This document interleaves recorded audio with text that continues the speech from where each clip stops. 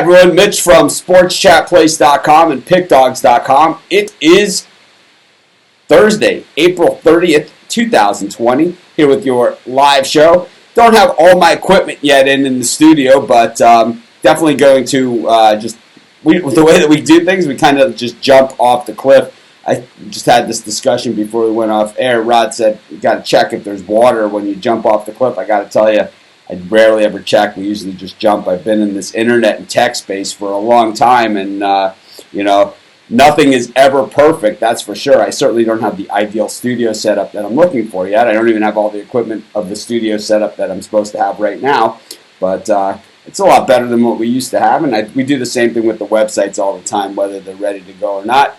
We just go, and we've done okay with it so far. So we're going to continue to stick with that strategy and continue to go. So today we have sports betting news going on, and we'll start with that. We'll have Steve Monahan on there with me doing the sports betting news, and then we'll have Rod and Chris, the Puck Dogs, join us for some Bankroll Management as well. So like we said, still waiting for sports to happen, but it's not happening. And I really had hoped that we would have some more news by now as to what was going on in the world of sports. I'm just not seeing it, though.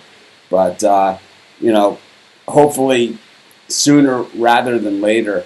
But let's bring in Steve Monahan from Sports with Mono and Mono. And say good morning, Steve. How are you? Morning, Mitch. How are you? Hello, everybody.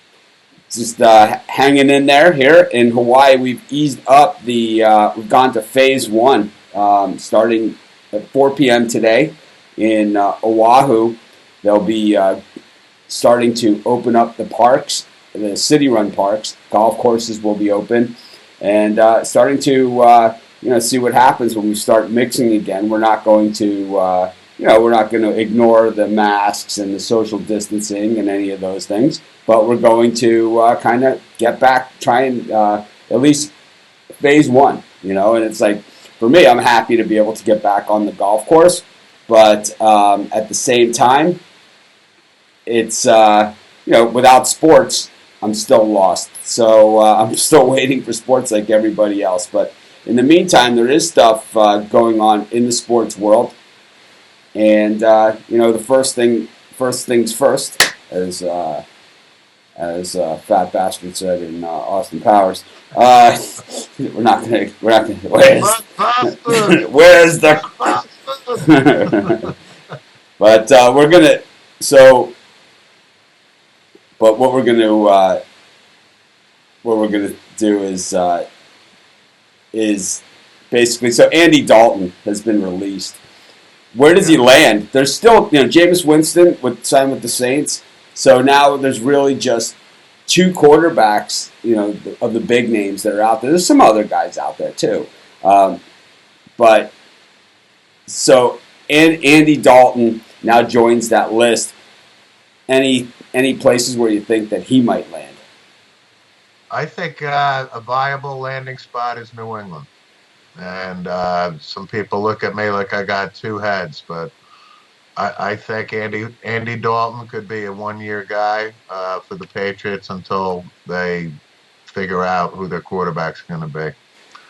I think that's a possibility. So do you think do you think that his best days are obviously behind him, Yes, and there's certainly, we've seen his best days already, come and go. But, he had A.J. Green. He's not going to have anything remotely close in New England. What makes you think that he's a viable option there, I'm not buying Jarrett Stidham is going to be the quarterback this year. I'm not Bobby Hoyer's there. Brian Hoyer, I think, is there. They've signed a couple free agents like Brian Lewerke out of Michigan State to bring them in, kids that are coming out of college. I think New England has to make a long-time play. I don't think he retires. I don't, Mr. Rod. I don't. I just think, for a 1 year stop till New England figure out who they want to go after. Also, New England, I think, has a ton of picks next year. If I remember correctly, I think they got 8 in the bank. So I think they can make a play for Trevor Lawrence next year too. At least be in the mix, and if that's going to be the quarterback of the future. But Andy Dalton, I don't think retires. I think he could land in New England. That's just one spot. Yeah, so I just think that I just think I don't think that he does. I don't think he brings anything to the table that they don't already have, and it's like I really don't see anyone in the league willing to trade to the Patriots up high enough to take Trevor Lawrence. And we also know that what happens in every year of college football. There's always at least a quarterback, if not 2 or 3 quarterbacks, that just kind of come out of nowhere, in college football. Not necessarily out of nowhere, but maybe college football is a growing game. So, Georgia's going to have a guy. We know that, right? Jacob Fromm, they're going to have a new guy. And Washington's going to have a new guy. And, there's going to be some good guys out there, right? And there's going to be plenty of them. So, even though we're all talking, we're all talking Trevor Lawrence right now as the guy. And, rightfully so.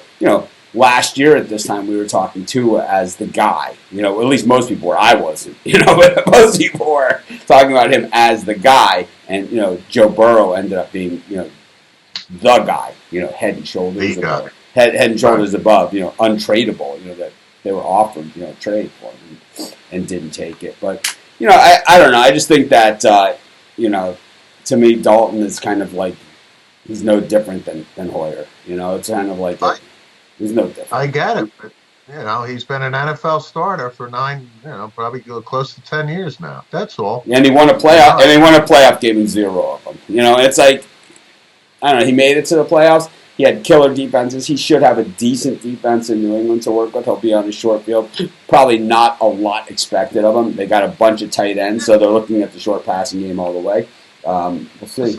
And again, I'm not talking like Andy Dalton here, who was Kenny Anderson from the Bengals or anything like that, But you ask me where he might land, I think he might land there. A lot of teams already have their backup quarterbacks already in place. Like you just talked about, Winston going to the Saints. To me, the Saints had their guy. The Saints just gave Taysom Hill.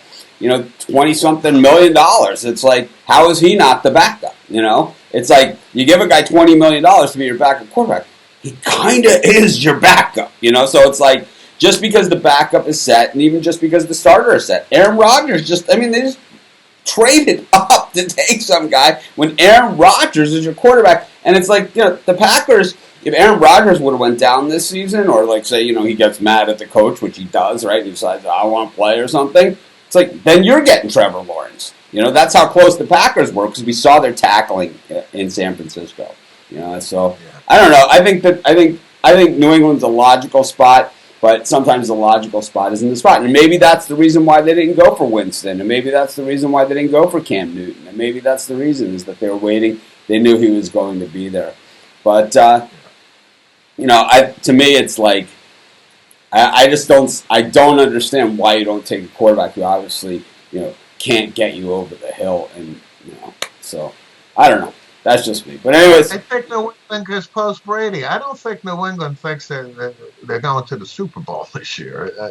Again, they've lost a lot of pieces from Van Noy on defense and everything. But he's generic. Van Noy is. They did draft. They had they took 2 tight ends in the first 4 rounds. And we talked about it. I think the Bills this year are going to win that division, and I think New England will be lucky to even make a wild card this year. I don't know. I think that to me, Van Noy is just a generic player, and it's like he's nothing special. So losing him is really like he's kind of just an interchangeable piece. He's not. It's not like when they lost Collins or something. It's like right. Well, I mean, New England has always been interchangeable with their pieces. But I think if you're the Patriots, you have Bill Belichick as your head coach, you always have. I think in Super Bowl.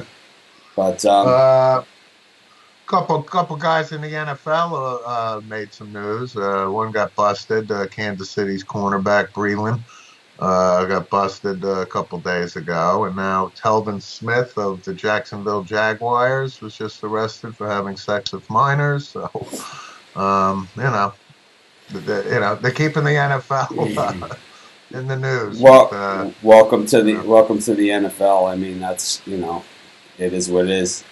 But it is what it is.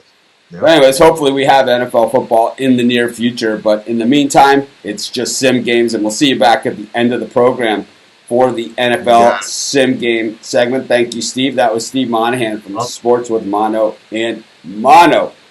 Next up, got the puck dog, Chris Ruffalo. Chris, good morning to you. How's it going out there in Toronto, Mississauga, Ontario? Yeah, it's going all right. I hear things are going pretty well in Hawaii for you, so at least we're making progress. And I'm not going to say that Hawaii did everything perfect and everything right, but I will say one thing. We were the first ones to say, screw it, man, we're not going outside of our houses. And it's like they let tourists in, up until, probably later than what most people here would have wanted.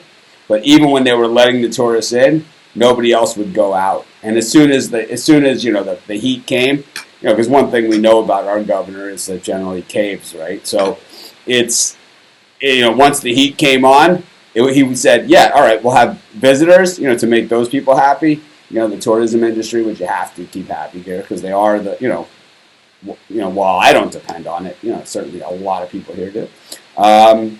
He said. Okay, we can have tourists, but they have to have a 14-day quarantine. So, it's like, so you can come to Hawaii, but you got to stay in your hotel room for 14 days. Nothing fun about that. And if you break the quarantine, they were talking about putting ankle bracelets on people. But anyways, we got Chris. Topic that we're talking with you and with Rod and myself is going to be bankroll management. So. What exactly, when you hear bankroll management, and I get asked this question all the time, about bankroll management and about, money management and things like that. And, people say, how much do I bet on a game? I think that's the number one question that I get. So how much do you bet on a game?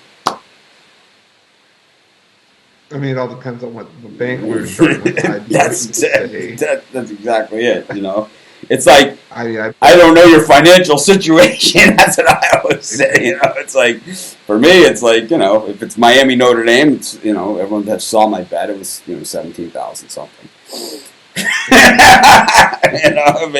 If it's, Jackson State versus, Prairie View A&M on a Monday night in college basketball, it's probably whatever the, $8, if even that.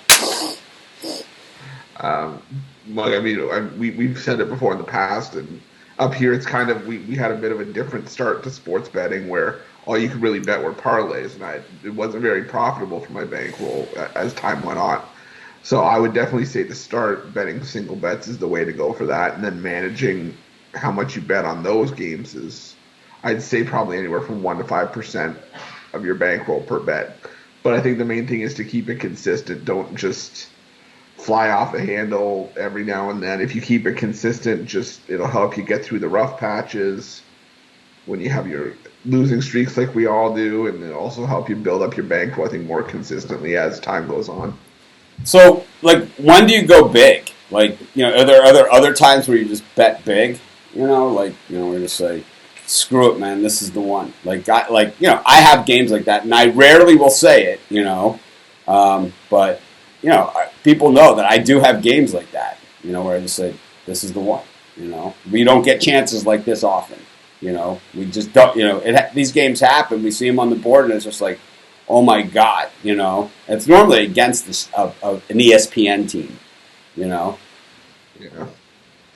Well, and I mean, I think stuff like that comes with time. Like we said yesterday, you get comfortable with teams, you get comfortable with certain scenarios, and I mean, it's all about sort of biding your time. Like, I mean, one of my favorite stories or moments from this college football season was when we heard someone bet $1,000 on Toledo as a 28-point favorite, getting $25 back if they win the bet, and they ended up losing outright. Right, they bet them on the money line. They bet Toledo on the money line. They bet $1,000. They would have won $25.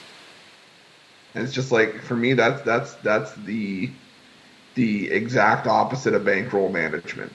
That's watching it all go up in flames. I mean, I think you got to factor value into it as well as some point. But if there's a game you feel strongly about, hammer 2 or 3 or 4 times, whatever your standard unit size would be.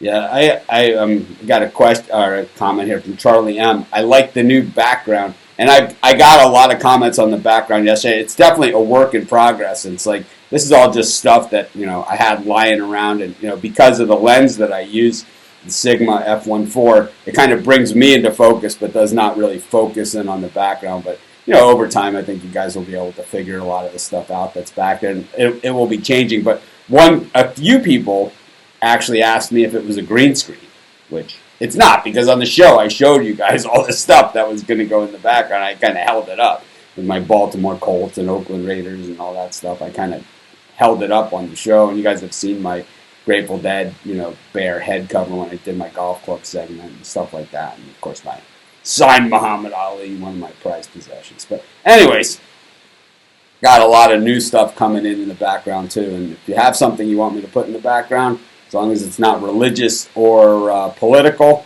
by all means, shoot me an email, mitch@sportschatplace.com or mitch@pickdogs.com. I'll give you my address and send it over. I'll throw it back there. And this is all a work in progress anyway, so it'll be changing over time. If you ever have time to bet big on a dog, I bet big on dogs all the time. I don't see it too much on this show. Definitely not a name I recognize, but that's okay. Of course, is always welcome, and of course, new viewers especially too. But yeah, I'm Mr. Dog of the Day. I mean, I've been doing the Dog of the Day video for 13 years every day. Up until a month and a half ago, and I do underdog money line parlays on this show on a daily basis as well. And basically, when I talk about betting strategy, I usually start with a dog. And that Miami Notre Dame game, Miami was a dog in that game, and we bet them on the money line. In hindsight, it's crazy. Right? They were dogging that game against Notre Dame, so I do bet big on dogs. It doesn't really matter. And actually, when we did the progression that week, it was a week in Vegas where I did a progression of bets. We started the progression with a $150 bet on Iowa on the money line against Ohio State. They were 21-point favorites, paid 10-1. It was plus 1,000. We put 150 on it. Ended up paying $1,500 plus my 150 back, so it was $1,650, and we took that. We parlayed it into the $30-something thousand over the course of a week on the show. So, anyways, Chris, what's the biggest pitfall with bankroll management? Like, where do you fall out of? Where do you fall out of it? Like, when does bankroll management? Because I'll tell you, I like to go to the dog track, right? So, or the horse track, or casino, bingo parlor, whatever, right? I mean, I'm like you guys, right? If it's there. I'll buy a lottery scratch ticket if they were available. They don't have them here in Hawaii, but so I know that I have a tendency to go outside of my bankroll management too. But normally I have a set amount of money with me at that time, and of course I always have an ATM limit, just like everybody else. Even if you call the bank, there's only a certain amount of money that they're going to give you at the ATM. I mean, I know the number of the bank is on my speed dial. What is the biggest pitfall you have with bankroll management? I think a lot of it is like trying to reach out for the big payday, like we see with like the parlays and stuff like that, where you'll bet 3 or 4% of your bankroll, and it could give you a return of what 30 to 40%. But it's again, that's probably a parlay where you've got to nail 4 or 5 teams, and it's one team's your downfall. And I think if you try to build your bankroll up slowly, you're probably going to see it. It's going to take you a little bit longer, but it's more consistent than if you're just trying to chase the one big payout. Yeah, for me, it's always betting the game that I didn't, that I wasn't going to bet. That tweener game. I talk about it all the time. It's the game and it's betting the Monday Night Football game that I didn't want to bet to begin with, and now all of a sudden I'm in-game betting. I got halftime bets. I've done a halftime show. I'm betting the game on the show while I'm talking to you guys. It's like all of a sudden, it's like I didn't want anything on the game, and I got, all of a sudden I got 35 units on it or something. In various different bets. At like 9 different point spreads. And I'll tell you, if it wasn't for James White a few years ago, against the Falcons in that Super Bowl, I probably wouldn't be doing as much live betting as I do, but I hit so big on that game, hitting all those money lines, the halftime money line, the in-game at plus 375 that we got the Patriots at, plus 475 on all those in-game bets, and it kind of just egged me on a little bit. But at the same time, I've been blitzed on in-game betting. The worst I've been blitzed at in-game betting was Arizona at Oregon college basketball, day before the Super Bowl. And I believe it was that same year, that Falcons-Patriots year.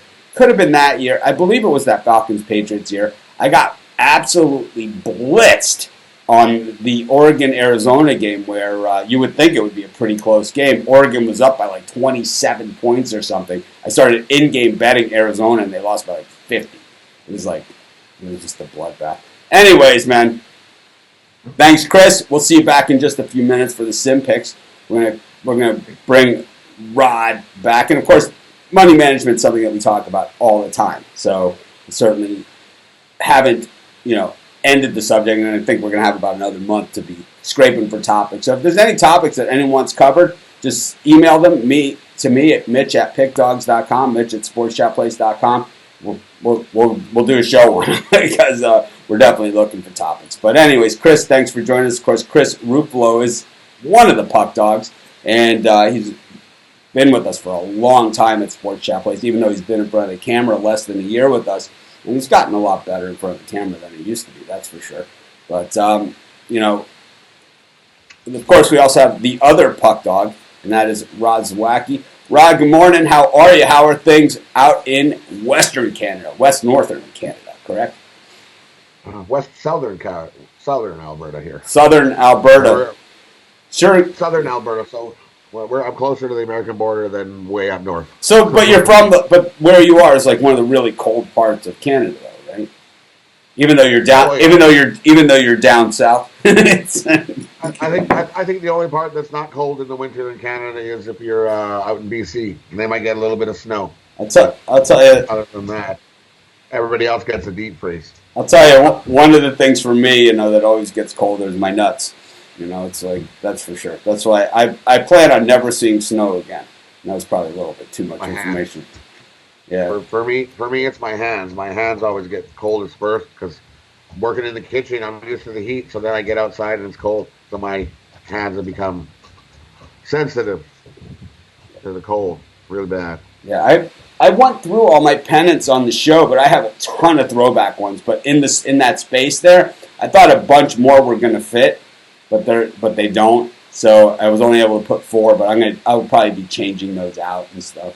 I have a bunch more throwback ones, like old ones, old helmets, teams. These I just put teams that are no longer in the city.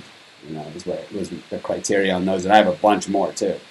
But anyways, yeah, I never want to see snow again. I'm on about a 6 or 7. I'm on a 6-year winning streak with not seeing any snow.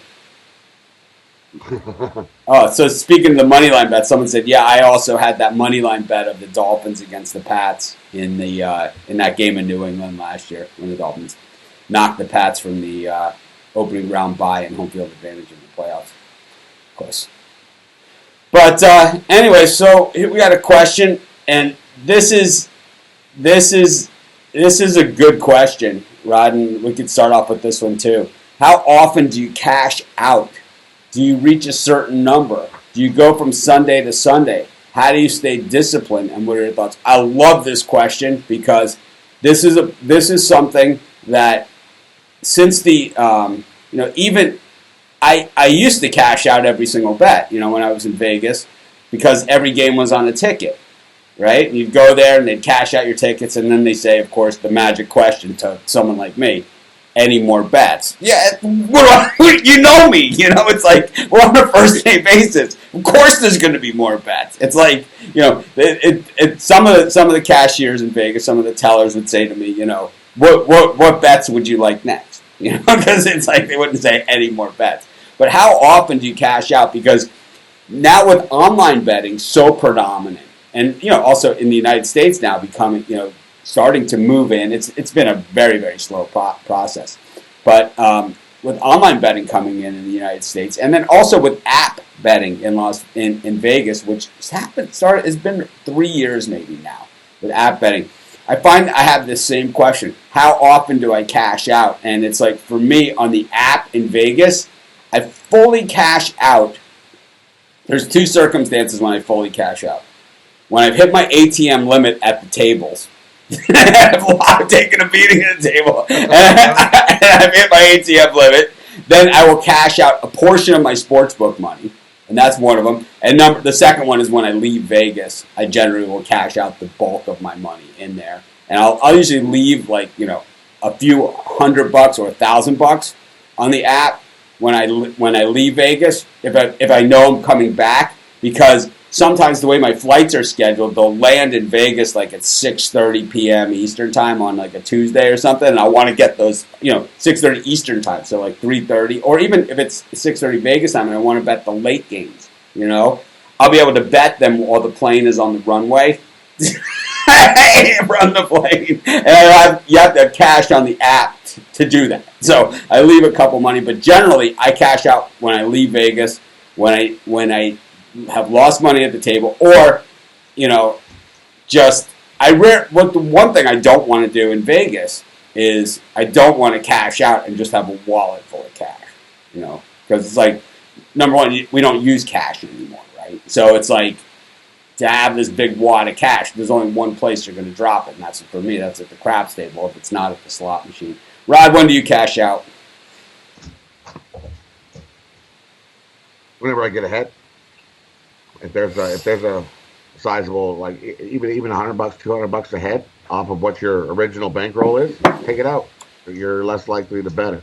But they're charging you withdrawal fees now at some of these books, right? On the online side, so some don't charge you anything, right? But right. Some do. Some do, some don't. So for me in Hawaii, they don't allow Bitcoin here, which is a really weird law, and it has something to do with the taxes and stuff like that. But so I've been cashing on the online stuff a little more often than I normally would, because I have a bank account in Las Vegas, but I'm not going to probably have it forever. So I cash out a lot more often now into the Bitcoin, because I need to get that Bitcoin into my bank account, because I'm afraid that I'm going to get into this log jam at some point where I'm not going to be able to get my money out. I guess they still will get you a check, or it just takes months. It seems like with some of these books. But I like that question because it's different for different people. I know that. Like for me, I'm less likely to cash out, and I know that's what they want. They don't want you to cash out. They figure the longer you have the money in the account, the more likely you are to spend it. But so what are your general tips here on some bankroll management? Let's do some quick hitters here.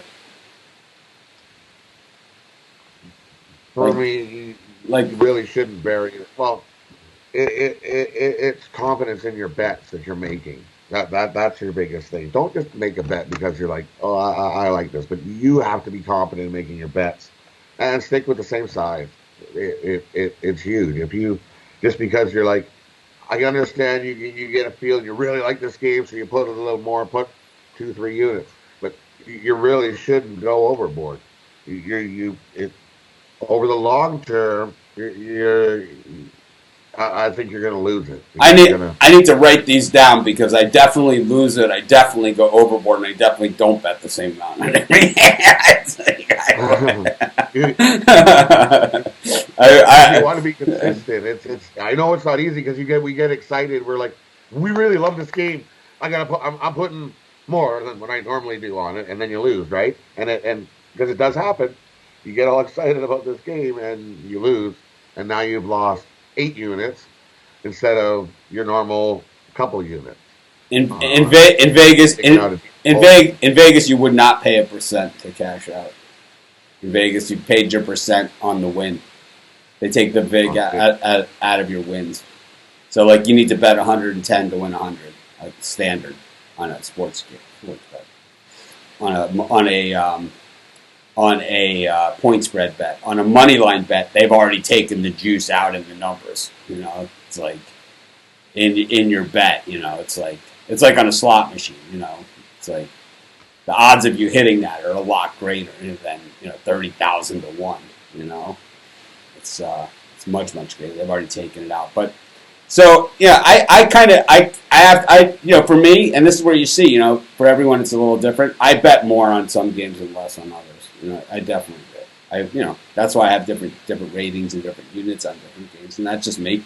But I could see that same strategy too, because it's like this way you don't get roasted, on that game, that sure thing, that one you see the sure thing. But I've been roasted, so it's like I'm still here. It's like I've been roasted more than once, and not just on sports betting. I've been roasted in a lot of things. But so I think what most people the question I get like what percentage of your bankroll are you looking to bet on a game like across the board? Are you using a percentage of your bankroll? Are you using a set amount? Are you using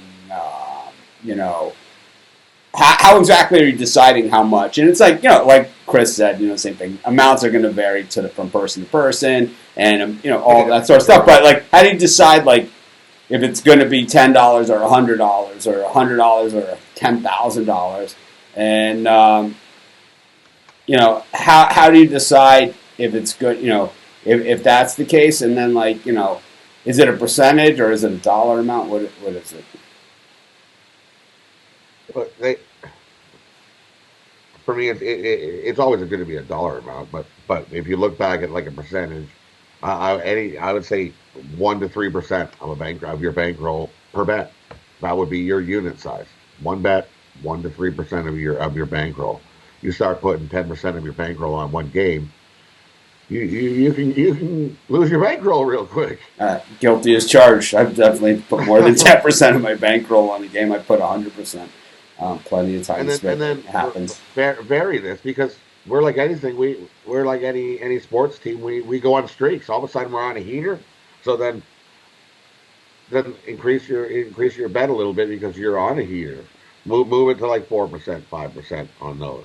So then you'll make a little bit slowly. That's the thing. Make a little bit slowly. We lots of people want the big payday. They figure there's a big payday in sports betting. No, you're not going to win $1 million on making a sports bet.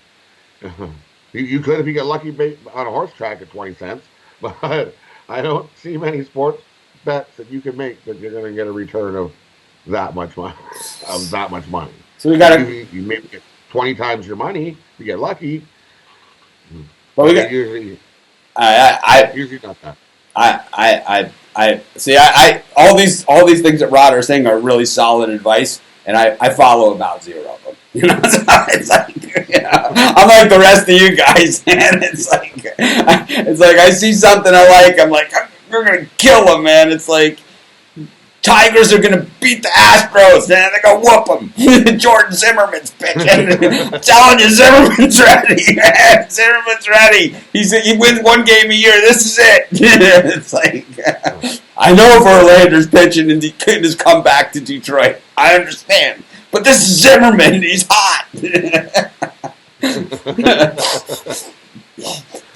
Anyways, Kevin Bowman asked, "Do you ever buy half points?" I don't buy points. Ever. I don't buy half a point. I don't buy 5 points. I don't buy 6 points. I never buy half points. I never buy anything. If I need a half a point, that means I'm not betting the game. It means that it's too close to even bet. And I think that that there's usually other places for me to go. And if it comes to buying more than that or whatever, I'll just take the other team and get a full payout as opposed to having to pay odds. Because I want one particular team or the other team. Believe me, I bet against my own team. People know it all. I do understand the people. I do understand why people buy that. Oh, I do too.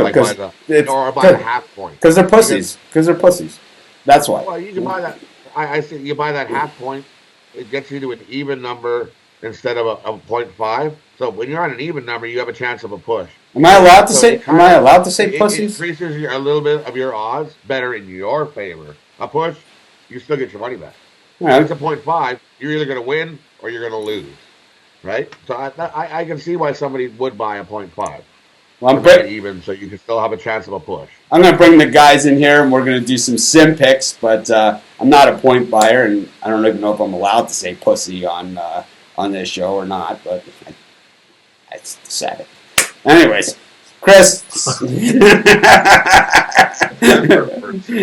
heard worse. Probably, I might have said worse. But anyways, Yeah. I think It's still the go-to word. Is it one of the? I think it's one of the 7 words. I think it is. The 7 words.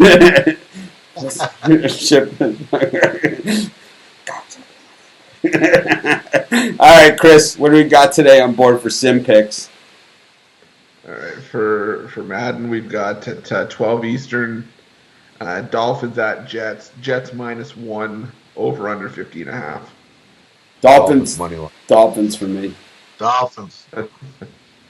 Fine, I'll put Jets just to be different. The Texans Jets at yesterday, they're on a back-to-back too. Yeah, that's true.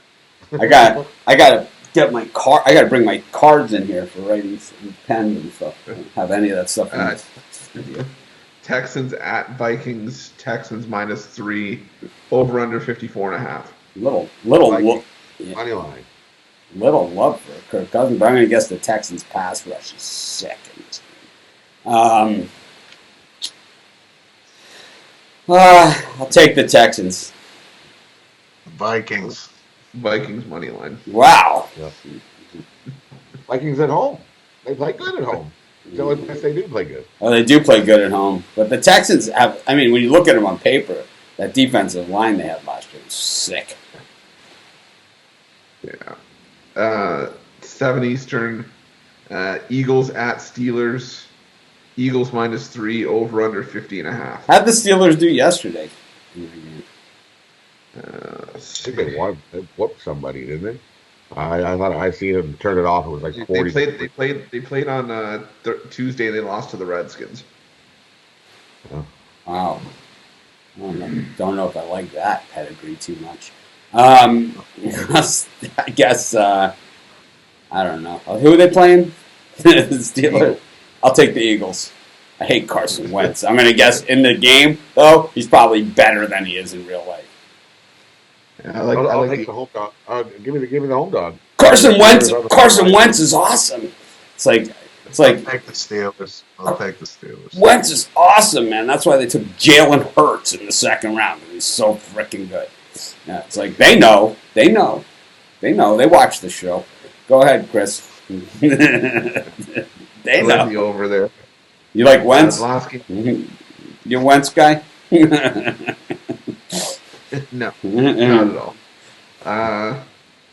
Last game at 10 Eastern, Cowboys at Chargers. Cowboys -4.5, over under 57.5.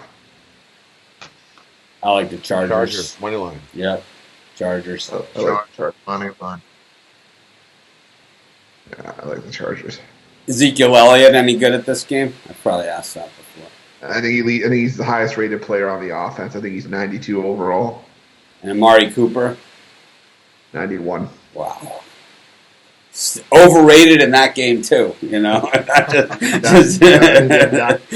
Dak Prescott at 81. How about Sean Lee? Does he get carted off the field in this game? I'll check his injury rating. Sean Lee gets, it's like I remember the old days, like they used to have the ambulance come on the field and stuff, Sean Lee, I'm sure, is the guy, No And- doubt. And do we have any other sim games going on, or is that it for today? No hockey ones. They don't like me nailing the hockey ones. I don't think I've gotten a hockey sim pick wrong yet, but we got both right yesterday. I don't see any. I see three basketball today. That's what I see. Yeah. You see those, Chris? Yeah, let's go. Let's do them real quick. All right, 5 Eastern, 76ers at Timberwolves. Sixers minus 13.5, over under 99.5. These are 6-minute quarters on Hall of Fame mode. So what is it? Sixers versus Timberwolves. take the Sixers. And what's the points? 13.5. Oh my God. God, I don't even think I can win Timberwolves bets on sim games either. I have no idea. All right. All right, I'll leave it for everybody else. I'll take the Timberwolves, and so everyone else can win on the Sixers. I'll take them too. I'll take the Timberwolves. It's a death sentence. Most likely, yes. It's a death. But they're only playing 6-minute quarters in these sim games, so there's not a lot of scoring. I watched somebody scored 12 points in the first in 12 minutes, so they're getting a point a minute. Yikes! And that was the first half. It was kind of scary watching some of these. Yeah, I'm going to go over 99.5. That just seems a little bit low. All right, what do we got next? 7 Eastern, Bulls at Pistons. Bulls minus 7.5, over under 105.5. I got to take Detroit. Detroit plus the 7.5. Yeah, the Bulls were hideous, right, last year? Uh-huh. But I think these are current. I think these are current rosters because the season was still going when the. So Andre Drummond's not on the Pistons. He might not be. I'm not sure. I'll take the Bulls. The Bulls on paper look not bad. Yeah. Yeah, I'll take the Bulls as well. And 9 Eastern, Rockets at Lakers. Lakers minus 11.5, over under 111.5. Rockets. I'm taking the Rockets money line here. Me too. Rockets money line. I'll go Rockets with points. Even these 375. Even these days, the Rockets can bust up our card. Anyways, thanks guys for joining me. It's been fun. If anyone has a topic they want us to cover, hit me up, Mitch at pickdogs.com, or I'll do a post in the Facebook group as well, looking for anything, because I think we'll have sports. I think in the next week or so they're going to announce some sort of plan for at least some baseball, maybe some basketball. It's got to do it. We're starting to see a lot of states go into phase 1 of the recovery. I know in Canada things are a little tighter there. I think everyone made mistakes here, but everyone also went a little crazy on the other side as well. So we'll see. I know Canada had their travel restrictions. Their half the country was not there, when they started doing this. They were all here. Yeah, pretty much, eh? Yeah. We're all on holidays. It's winter. We all run. Yeah. It happens in Canada. We all flee. It's Yeah. like, snow! So it's like, summer warm. that's why in Quebec you see the super high rates. But Frenchmen are all down oh in yeah, Florida. yeah. Beach. Well, they're not. They're on the golf course talking French. It's basically playing with me, like giving the stink eye. It's like, it's like, it's like, you guys talking French again? It's like, all right. Anyways, I'll see everyone tomorrow. Thanks for joining us, and we made it through a whole show without my camera conking out, which is definitely a step in the right direction. Hopefully my microphone and rest of my stuff. You started to see some of the graphics, just testing them out on today's show. And we'll have a lot more and a lot bigger and better things as things progress. But everyone have a great day. Stay healthy, and let's hope there's some really good news today. And we're not talking about Andy Dalton signing with the Cowboys or something. We're talking about some really good news. Have a great day. Let's see if we're going to have the Andy Dalton retirement party. Announces his retirement. Wouldn't it be funny if the Eagles picked up Dalton? And it's like, what's this? Like, or the Packers or the Eagles would be the best. Two redheaded quarterbacks. Have a great day. See you guys.